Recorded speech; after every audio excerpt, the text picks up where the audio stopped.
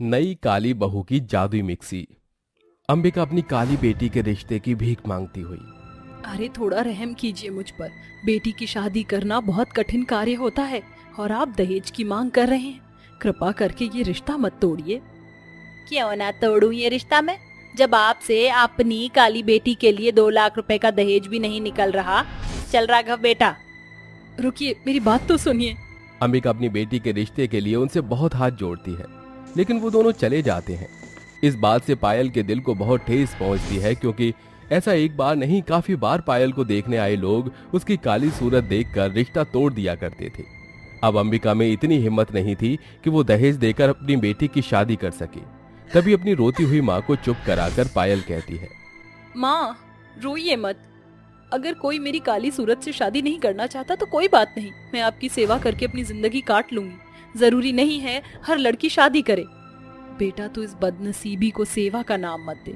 अगर एक लड़की की शादी नहीं होती तो लोग बहुत लांछन लगाते हैं, पर मैं तेरी शादी करा के रहूंगी।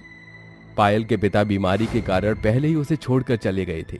ऐसे में अंबिका ने अपनी बेटी को अकेले संभाला, पढ़ाया और शादी के लिए कुछ धन जोड़ा, जो कि दहेज के मुकाबले बिल्कुल नहीं था। महीने गुजर जाते हैं, कोई पायल से शादी करने के लिए राजी नहीं होता। फिर एक गरीब परिवार में अंबिका को अपनी बेटी के लिए एक रिश्ता मिलता है, जिसके बाद वो रिश्ता पक्का हो जाता है और पायल की शादी विक्रम से हो जाती है। तभी विदाई के वक्त पायल कहती है, माँ मुझे आपकी बहुत याद आएगी। हाँ मेरी बच्ची, मुझे भी तेरी बहुत याद आएगी। रुक, मैंने तेरी शादी का कुछ सामान जोड़ा है, कुछ बर्तन और रसोई का सामान है, मैं लेकर आती हूँ। 1 मिनट दामाद जी। जैसे ही अंबिका कमरे से अपनी बेटी का रसोई का सामान लेने जाती है तो देखती है वहां से सब चोरी हो जाता है और बस एक मिक्सी ही मौजूद होती है। हे भगवान, ये क्या हो गया? कौन वो मनहूस चोर था जो मेरी बेटी का थोड़ा सा सामान भी ले गया? कितने मुश्किल से मैंने ये पैसे जोड़े थे। अब मिक्सी का क्या करूं? एक मिक्सी देने में बहुत शर्म आएगी। तभी वो बाहर जाकर अपनी बेटी और समधन को रो रो कर सब कुछ बताती है। तभी चिढ़कर समधन सुमित्रा कहती है, अरे आपसे वैसे भी कोई उम्मीद नहीं कर सकते। एक तो पहले से ही गरीब हो, क्या पता आपने सामान जोड़ा हो भी या नहीं। मैं सच बोल रही हूँ समधन जी, मैंने अपनी बेटी के रसोई के जरूरी सामान जोड़े थे, बस वो चोर मिक्सी ही छोड़ कर गया है। ले पायल बेटा, इस मिक्सी को ले जा। जी माँ। तभी अंबिका अपनी बेटी को विदा कर देती है और पायल अपने ससुराल में पहुंच जाती है। जहां सुमित्रा उसका गृह प्रवेश करती है तो 4 पड़ोसन कहती हैं, ओहो सुमित्रा, ये तो कैसी काली बहू लेकर आई है। पूरी दुनिया में तुझे अपने चांद जैसे बेटे के लिए यही कोयले की खान मिली थी। और देखो तो दहेज में बस एक मिक्सी लेकर आई है। अरे आप सब कौन होते हैं ऐसा कहने वाले? आपके घर में तो नहीं आई ना काली बहू। पायल बहुत प्यारी है और हमारे घर की लक्ष्मी है। आप अपने आप से मतलब रखिए। ठीक है भाई साहब, हम कुछ कहाँ कह रहे हैं, चलो। हाँ, ये लो काली बहू, हम दोनों की तरफ से शगुन। भगा दिया आपने दोनों को ऐसा कहकर? कुछ नहीं हो सकता आपका। कल्लो बहू लाकर तो मेरी किस्मत ही फूट गई है। अभी से ही ताने मिल गए। अब बस करो तुम भी, जाओ बच्चों आराम कर लो। ससुर गिरिराज की बात सुनकर बच्चे अपने कमरे में चले जाते हैं। अगले दिन बहू जल्दी उठकर घर की साफ सफाई करती है और नहा धोकर पूजा कर लेती है। तभी चाय लेकर सुमित्रा से कहती है, माँ जी, पापा जी, चाय नाश्ता कर लीजिए। माँ जी, मैं खाने में क्या बनाऊं? आ गई काली कलूटन अपनी मनहूस शक्ल दिखाने। जा जाकर छोले पूरी, शाही पनीर और मीठे में कुछ बना ले। अरे मोहतरमा, प्यार से बोल लो, तुम्हारी बहू है, वो किसी और की नहीं। ये सुनकर पायल खाना बनाने जब रसोई में जाती है। अरे छोले बनाने के लिए मुझे उसका मसाला पीसना होगा ताकि छोले बहुत अच्छे बने। क्यों ना माँ की दी हुई मिक्सी में कर लूं मैं। ये बोलकर वो अपनी माँ की लाई हुई मिक्सी लेकर आती है कि हाथ से छूटकर गिर जाती है। हे भगवान, माँ का दिया हुआ इतना कीमती तोहफा भी मैंने तोड़ दिया। अब मैं खाना बनाकर माँ जी का दिल कैसे जीतूंगी? मुझे कुछ समझ नहीं आ रहा।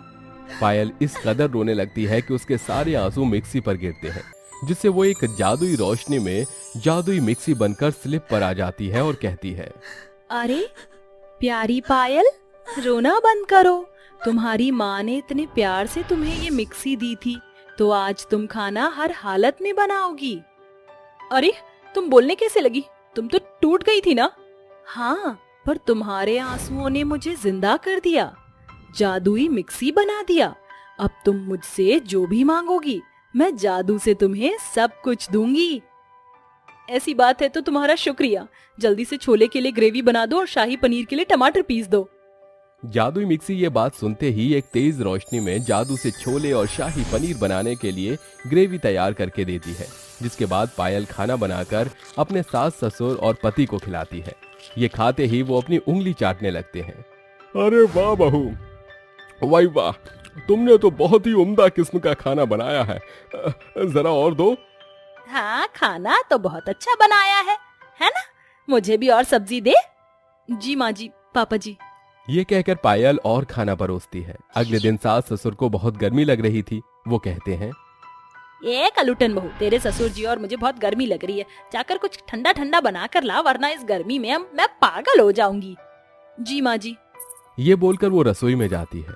क्या बनाऊं समझ नहीं आ रहा। अरे हाँ, चॉकलेट शेक बना देती हूँ। अरे तुम्हें बनाने की क्या जरूरत है? ये तो मैं तुम्हें जादू से ही दे सकती हूँ। अरे जादुई मिक्सी, तुम्हारे बारे में तो मैं भूल ही गई थी। ठीक है, तुम चॉकलेट शेक बना दो। पायल की ये बात सुनकर जादुई मिक्सी उसे ठंडा ठंडा चॉकलेट और स्ट्रॉबेरी शेक बनाकर देती है, जिसे पीकर उसके ससुराल वाले बहुत खुश हो जाते हैं। अरे वाह, इसे पीकर तो बहू मेरी आत्मा ही तृप्त हो गई। बड़ा अच्छा बनाया है, जरा और लाकर देना। हाँ बहू, और लाकर दे मुझे। मेरे लिए कोल्ड कॉफी बनाकर ले आओ जरा। जी, अभी लाई। ये बोलकर पायल जादुई मिक्सी की मदद से विक्रम के लिए कोल्ड कॉफी लेकर आती है, जो कि विक्रम को बहुत पसंद आती है, लेकिन वो जाहिर नहीं करता। इस तरह पायल जादुई मिक्सी की मदद से अपने ससुराल वाले की गर्मी को दूर करने के लिए कभी आइसक्रीम बनाती है तो कभी कोल्ड कॉफी, कभी फल और सब्जी का ताजा ताजा जूस सभी को पिलाती है, जिससे सुमित्रा अपनी काली बहू को पसंद करने लगती है। एक दिन वो बहू को जादुई मिक्सी से बात करते हुए देख लेती है और कहती है, अच्छा बहू, तो ये राज है तेरा हमें इम्प्रेस करने का। सॉरी माँ जी, मुझे आपको बताने का मौका नहीं मिला। कोई नहीं बहू, सुन, मैंने तुझे कितना भला बुरा बोला, कालेपन के ताने दिए, लेकिन तूने मेरी आज तक किसी भी बात का पलट कर जवाब नहीं दिया, और खाना इतना अच्छा बनाया कि क्या ही बताऊं। अपनी सास को माफ कर दे। अरे माँ जी, वक्त के साथ सब अच्छा हो जाता है। आपकी जगह कोई और होता तो वो भी मेरे साथ ऐसे ही बर्ताव करता। चलो अच्छा है, तुम दोनों की सुलह हो गई। सब ठीक हो जाता है, लेकिन विक्रम अभी भी पायल से ठीक से बात नहीं करता था। तभी पायल रसोई में जाकर जादुई मिक्सी से कहती है, जादुई मिक्सी, तुम्हारी वजह से माँ जी मुझसे बात करने लगी। कुछ ऐसा कर दो कि विक्रम जी भी मुझे चाहने लगे, मुझसे बात करें। वो अभी तक मुझसे मुंह फेरे हुए हैं। भला इसमें मैं तुम्हारी क्या सहायता कर सकती हूँ? ऐसा कोई जादू मेरे पास नहीं है। मैं बस तुम्हें खाने के लिए अच्छी अच्छी चीज दे सकती हूँ। तुम्हारे पति को क्या पसंद है? उन्हें चॉकलेट केक बहुत पसंद है। पायल के ये बोलते ही जादुई मिक्सी चॉकलेट केक देती है। जाओ, अपने पति को ये खिलाओ, देखना वो तुमसे जरूर बात करेगा। पायल केक लेकर जाती है कि विक्रम दरवाजे पर उसकी सारी बात सुन लेता है। वो आगे कदम बढ़ाता है कि पायल उसकी बाहों में आ गिरती है, जहां विक्रम कहता है, मुझे माफ कर दो पायल, मैं तुम्हारे इतने अच्छे दिल को समझ ही नहीं पाया। बस तुम्हारी काली सूरत को देखकर मैंने अपना मन बना लिया कि तुम मेरी अच्छी पत्नी नहीं बन सकती, जबकि तुम बहुत अच्छी हो। तुम्हारा बनाया हुआ खाना भी बहुत अच्छा है। I love you. सच Vikram ji, I love you too. Thanks मुझे समझने के लिए। इस तरह जादुई मिक्सी पायल को उसके जीवन साथी के करीब ले आती है, जिसके बाद वो अपनी जिंदगी खुशी खुशी बिताते हैं। कोमल अपनी 4 बहू, 1 बेटी और अपने पति के साथ रहती थी। उसके बेटे के काम के सिलसिले में घर से बाहर ही रहते थे। कोमल अब कई दिनों से बीमार चल रही थी।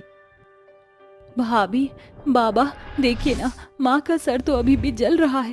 हे भगवान, ये किस तरह का बुखार है जो पीछा ही नहीं छोड़ रहा है। तुम चिंता मत करो मेरे बच्चों, मैं अभी किसी दूसरे डॉक्टर से दवा लेकर आता हूँ। सुनिए जी, आप कहीं भी मत जाइए, सबके सब यहीं मेरे पास ही रहिए। ना जाने और कितनी देर में मेरी सांसें चलेंगी। कैसी बातें कर रही हो, ये बस बुखार है, और अगर तुम्हें सही दवा मिल जाए तो तुम बिल्कुल ठीक हो जाओगी। बस हिम्मत रखो। गौतम ऐसा बोलकर कोमल के लिए दवाइयाँ लेने चला गया। गौतम के जाते ही कोमल की सांस अटकने लगी। भाभी, भाभी, माँ को क्या हो रहा है? मेरे बच्चों, अब मेरा इस दुनिया को छोड़ने का समय आ गया है। तो तुम सभी अपना अपना ख्याल रखना। कोमल ने इशारे से अपनी सबसे बड़ी बहू पूजा को अपने पास बुलाया और उसके हाथ में अपनी कमर में लटकी हुई चाबियां देते हुए बोली, ले बहू, इस घर की बड़ी होने के नाते